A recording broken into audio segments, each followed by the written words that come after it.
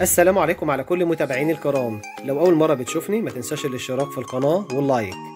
يحتوي على مفاجآت موسيقية. عمرو دياب يستعد لطرح ألبومه الجديد مكانك قريبا.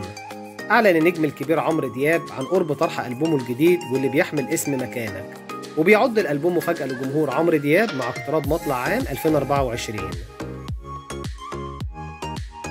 وبيمثل ألبوم مكانك عودة للفنان الكبير عمرو دياب للألبومات مجددا بعد آخر ألبوماته يانا يالا واللي طرحه عام 2021، وسوف يتم طرحه قريبا عبر تطبيق أنغامي للموسيقى. وطرح الفنان عمرو دياب عبر حساباته الرسمية على مواقع التواصل برومو دعائي للألبوم ظهر خلاله بلوك جديد خطف الأنظار وإعجاب جمهوره.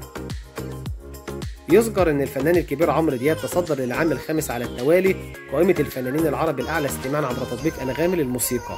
من ناحية أخرى بيستعد الفنان الكبير عمرو دياب لإحياء حفل كبير الليلة في مهرجان ميدل بيست الرياض، واللي بيقدم خلاله مجموعة من أغنياته بشكل موسيقي جديد بالتعاون مع أشهر منسقي الموسيقى العالميين.